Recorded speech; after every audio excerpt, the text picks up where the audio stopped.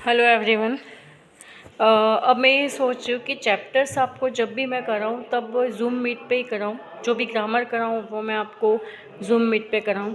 इसलिए ग्रामर, क्योंकि मैंने आगे नया चैप्टर चलाया नहीं है, तो ग्रामर का ही कुछ कंटेंट मैंने लिया है, तो उसी को मैं आपको एक्सप्लेन करूँगी।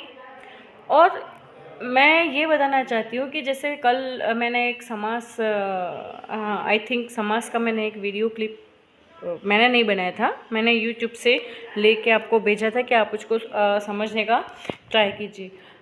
नो डाउट मैं उसको आपको लाइव क्लास में पढ़ाऊँगी जूम मीट पे, ताकि वो आपको कंटेंट जो है वो क्लियर हो जाए। आज मैंने एक कृदंत प्रत्यय जो हमने 9th में पढ़ा था, राइट, तो उस कृदंत प्रत्यय को पढ़ाने का और आपको समझाने का ट्राई किया है। अगर आपको थोड़ा बहुत भी समझ में आया तो अच्छी बात है, अगर नहीं आया तो जब हम लाइव क्लास करेंगे तब मैं आपको फिर से पढ़ाऊँगी। इसलिए आप बिल्कुल भी वरीड मत होना कि हमको ये चीज़ समझ में नहीं आ रही है। ओके, तो आज हम स्टार्ट करते हैं कृदंत प्रत्यय, राइट। नाउ प्रत्यय, सफिक्स, प्रत्यय को सफिक्स बोलते हैं इंग्लिश में। किसी भी धातु या शब्द के पश्चात यानी बाद में जुड़ने वाले शब्दांशों को प्रत्यय कहा जाता है। प्रत्यय यानी प्रति प्लस अय, प्रति यानी साथ में परंतु बाद में, और अय यानी चलने वाला, यानी प्रत्यय, सफिक्स, राइट। तो प्रत्यया, उसको जब हम हिंदी में संस्कृत में बोलते हैं उसको बोलते हैं प्रत्यय, यानी सफिक्सेस। किसी भी धातु या शब्द के पश्चात यानी बाद में, ओके, जुड़ने वाले शब्द अंश को, यानी जो जुड़ने वाला शब्द होता है उसको प्रत्यय कहा जाता है। तो यहाँ पर आपको डेफिनेशंस आती नहीं है एग्ज़ाम में, बट डेफिनेशन इसलिए सीखनी होती है स्टूडेंट्स कि आपको एक्चुअली जो कंटेंट पढ़ रहे हैं उसका एग्जैक्टली मीनिंग तो पता हो कि इसका मीनिंग क्या होता है। ओके, तो इसके लिए आपको डेफिनेशन बताई जाती है। तो आगे देखिए आप यहाँ पर, अब यहाँ पे ये देखिए साथ में परंतु बाद में, यानी साथ में है, प्रति यानी एक शब्द है आगे लगता है, और अ यानी चलने वाला, तो हमेशा बाद में चलने वाला उसको बोलते हैं प्रत्यय। जिन शब्दों को किसी अन्य शब्द में जोड़ने से, जिन शब्द को किसी अन्य शब्द के साथ जोड़ने से उनके अर्थ में परिवर्तन आया या परिवर्तन किया जा सके, उन्हें प्रत्यय कहा जाता है, राइट। जैसे सामाजिक, तो सामाजिकता, सोशल और सोशलिटी, ये चेंज हो जाता है अर्थ, इसलिए उसको बोलते हैं अप्रत्यय के प्रकार। तो कृदंत प्रत्यय होते हैं, तद्धित प्रत्यय होते हैं और स्त्री प्रत्यय होते हैं। ये प्रत्यय के प्रकार है कि संस्कृत में प्रत्यय कौन कौन से होते हैं, तो 3 तरह के प्रत्यय होते हैं। कृदंत, जिसमें कृत प्रत्यय आता है, ओके। जिन प्रत्ययों को धातुओं में जोड़कर संज्ञा, विशेषण या अव्यय, संज्ञा यानी नाउन, व्यक्ति, वस्तु या स्थान के नाम को संज्ञा कहते हैं, विशेषण यानी विशेषता, एडजेक्टिव, और अव्यय यानी प्रीपोजिशन आदि पद बनाए जाते हैं, उन्हें कृत प्रत्यय कहते हैं। यानी जिन प्रत्ययों को धातु से जोड़कर संज्ञा में जोड़ा जाता है या विशेषण में जोड़ा जाता है या अव्यय में जोड़ा जाता है, उसे हम कहते हैं कृत प्रत्यय, राइट। अब अव्यय बनाने हो अगर हमको, तो हम लगाते हैं त्वा। एक्चुअली ये आधा क होता है, यहाँ पे पूरा क लिख दिया है तो उसको आप कट कर दीजिएगा। वो होता है त्वा प्रत्यय, ल्यप प्रत्यय, तुमुन प्रत्यय। जैसे पढ़ करके, तो पठित्वा, हमने त्वा लगा दिया, इसलिए वो हो गया त्वा प्रत्यय। तुमुन, पठितुम, तो पढ़ने के लिए, तो वो हो जाता है तुमुन प्रत्यय। इसी तरह से त्वा, ल्यप और तुमुन प्रत्यय होते हैं, वो अव्यय बनाने के लिए होते हैं, यानी अव्यय यानी प्रीपोजिशन के लिए होते हैं। विशेषण बनाने के लिए, अब किसी की विशेषता बतानी है तो क्षत्रिय प्रत्यय, यानी ये मैं सिर्फ इंट्रोडक्शन कर रही हूँ कि किस में कौन सा प्रत्यय लगता है। विशेषण बनाने के लिए होते हैं क्षत्रिय, शानच और तव्यत। और भूतकालिक क्रिया यानी पास्ट टेंस की क्रिया बनाने के लिए होते हैं त और त्वतु। एक्चुअली ये अनि और ये यत है, वो विशेषण बनाने में आएंगे। जो ब्लू पेन से लिखे गए वो विशेषण बनाने के लिए, जो पिंक पेन से लिखे गए वो अव्यय बनाने के लिए, और ब्लू बॉल पेन से लिखे गए वो पास्ट टेंस को बनाने के लिए होते हैं। ठीक, अब त्वा प्रत्यय जो होता है उसका त्वा शेष रहता है, यानी कि त्वा बचता है पीछे, राइट। त्वा में पीछे क्या बचता है, त्वा। जैसे गत्वा, कृत्वा, तो आधा क, और यहाँ पे मैं फिर से आपको बता रही हूँ कत्वा नहीं है, ये आधा क है, वो बाय मिस्टेक क हो गया है, उसको आप करेक्ट कर लीजिएगा, राइट।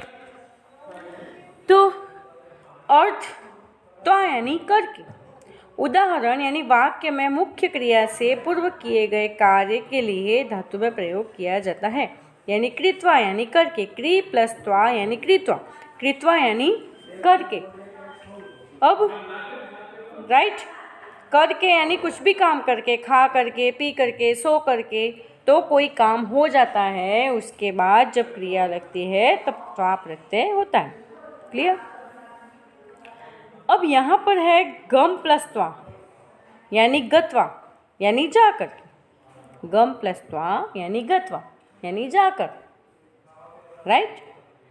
पठ प्लस त्वा यानी पठित्वा यानी पढ़ करके, राइट।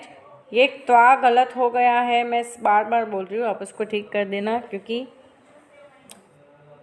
पठ प्लस त्वा यानी पठित्वा, पा प्लस त्वा यानी पीत्वा, नम प्लस त्वा यानी नमित्वा, नत्वा, सॉरी, नमन करके, राइट। उसके बाद आता है तुमुन प्रत्यय। तुमुन यानी के लिए, पढ़ने के लिए, यहाँ पे पढ़ करके, लेकिन तुमुन में आता है पढ़ने के लिए। एक हेतु है कि हम स्कूल जाते हैं तो किसके लिए जाते हैं, पढ़ने के लिए जाते हैं, इसलिए निमित्तार्थक बोलते हैं उसको, उसमें पीछे तुम बचता है। क्या बचता है, तुम बचता है उसमें पीछे, और उसका मीनिंग होता है के लिए, राइट। अब यहाँ पर देखिए गम प्लस तुम, तुमुन, तो क्या हो गया, गंतुम यानी जाने के लिए। आप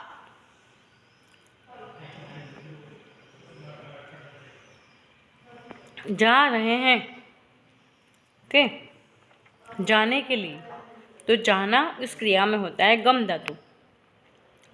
हन प्लस तुम, गंतुम यानी जाने के लिए, हन प्लस तुम यानी मारने के लिए। मैंने छिपकली मारने के लिए झाड़ू उठाया। एक्चुअली छिपकली को मारना नहीं चाहिए, शेर को मारने के लिए तलवार उठाई। Excuse me. दा प्लस तुमुन, देने के लिए, दान देने के लिए मंदिर में गए। खादी तुम, खाने के लिए, हमने खाने के लिए एप्पल खरीदे। जीवी तुम, हम जीने के लिए खाते हैं, राइट। तो ये सारे जो एग्जाम्पल है तुमुन के, उसमें सब में तुम बचता है। क्लियर हो गया ये सबको।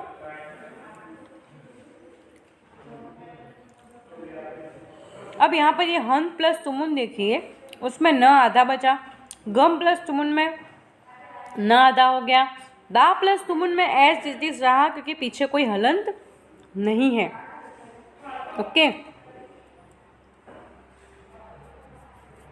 अब देखिए अनियत प्रत्यय। अनियत का मतलब होता है चाहिए, चाहिए अर्थ में, उसमें अनियम बचता है। अनियर प्रत्यय में अनियम बचता है। क्या बचता है, अनियम। अब पठ प्लस अनियर, चाहिए अर्थ में यानी कि हमको पढ़ना चाहिए, लिखना चाहिए, खेलना चाहिए, वो सब।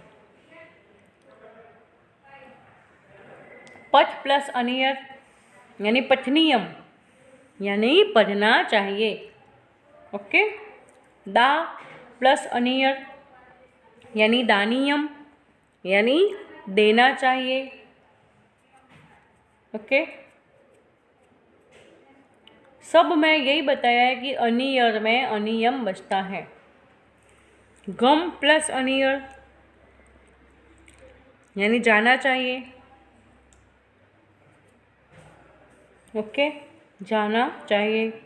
श्रु प्लस अनियर, श्रु प्लस अनियर यानी श्रवणीयम, ओके। श्रवणीयम यानी सुनना चाहिए, हमें किसी की बात सुननी चाहिए।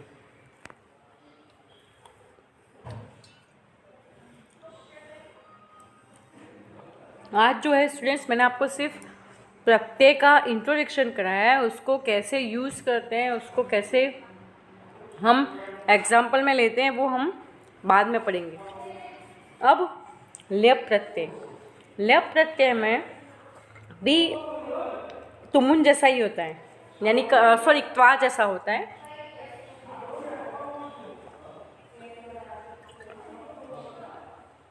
त्वा में जैसा मतलब होता है कर के, वैसे इसमें भी कर के ही होता है। इसमें पीछे य शेष बचता है। अनियर में अयम होता है, वैसे ल्यप में य शेष बचता है। तो इसमें क्या है, देखो इसमें उपसर्ग लगता है, फिर धातु लगती है, फिर प्रत्यय लगता है। जैसे प्र प्लस नम प्लस ल्यप। ओके, तो प्राणम्य यानी प्रणाम करके। अब अगर त्वा प्रत्यय में भी त्वा प्रत्यय में भी करके होता है, ल्यप प्रत्यय में भी करके होता है, तो इसीलिए यहाँ पर ये बताया गया है कि करके तो होता है, लेकिन वहाँ पर धातु के आगे उपसर्ग लगता है। उपसर्ग के यानी पहले उपसर्ग, फिर धातु, फिर प्रत्यय, इसीलिए वो हो जाता है ल्यप प्रत्यय। तो आपको दोनों के अर्थ में डिफरेंस क्या है और दोनों में सिमिलरिटी क्या है, वो यहाँ पे बताया गया है। तो प्र प्लस नम प्लस ल्यप, प्रणम्य यानी प्रणाम करके। ओके, उपसर्ग हो गया पहले प्र, फिर नम धातु हो गई, और फिर ल्यप प्रत्यय हो गया। ओके, ल्यप प्रत्यय है, उसका य बचता है प्राणम्य। ये समझ में आया आपको? अर्थ का मतलब होता है करके, उसका अर्थ निकलता है करके। ओके, त्वा में भी होता है करके। अब नेक्स्ट एग्जाम्पल जो है वो आपको ये लेना है, पूर्वकालिक क्रिया में प्रयोग होता है, यानी कि पूर्वकालिक यानी कि जो हो चुकी है। जैसे करके, तो हम खा करके आएंगे, तो खाना ऑलरेडी हम खा लेंगे, इसलिए इसको बोलते हैं पूर्वकालिक क्रिया। यानी पास्ट में जो हम क्रिया कर चुके हैं उसके अर्थ में उसका प्रयोग करते हैं। क्लियर? डन। अब आ प्लस गम प्लस ल्यप यानी आगम्य, आ करके, आ ये हो गया उपसर्ग, गम ये हो गया धातु, और ल्यप ये हो गया प्रत्यय, आगम्य। ठीक। आनीय, आ प्लस नी प्लस ल्यप यानी आनीय। ओके, आनीय यानी ले करके। इसको ज़्यादा फोकस करने की ज़रूरत नहीं है, ये आई होप आपको समझ में आ गया होगा कि यह बचता है, किस लिए यूज़ किया जाता है, प्रणम्य क्या है। I hope you all are understood कि ये कौन सी धातु है, क्या है। क्लियर? वी प्लस ज्ञा प्लस ल्यप, विज्ञाय यानी जान करके। ठीक, मैं यहाँ पे आगे बढ़ रही हूँ। वी प्लस ज्ञा प्लस ल्यप यानी विज्ञाय। विज्ञाय का मतलब होता है जान करके, किसी चीज़ को जान जाते हैं हम, तब होता है विज्ञाय। क्लियर? अब आगे देखिए, यहाँ पर वी उपसर्ग है। क्लियर? ये ज्ञा है वो धातु है। ओके, और पीछे यह बचता है प्र प्लस दा प्लस ल्यप, प्र प्लस दा प्लस ल्यप यानी प्रदाय। प्रदाय का मतलब होता है देकर। ओके, प्रदाय का मतलब क्या होता है, दे करके। ये सारे उपसर्ग हैं, ये सारी धातुएं हैं, और ये ल्यप प्रत्यय, और उसके ये सारे एग्जाम्पल्स हैं। क्लियर? तो और ये उसके सारे अर्थ है, ये जो पीछे दे रखे हैं वो उसके अर्थ हैं।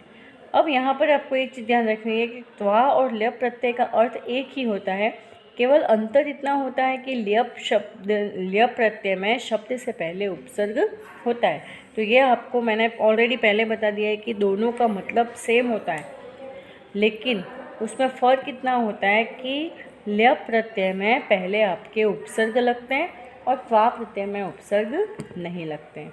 ओके, ये सिर्फ इंट्रोडक्शन बताया है, इसको लाइव लेक्चर में मैं आपको फिर से समझाऊंगी। Right? Thank you very much students.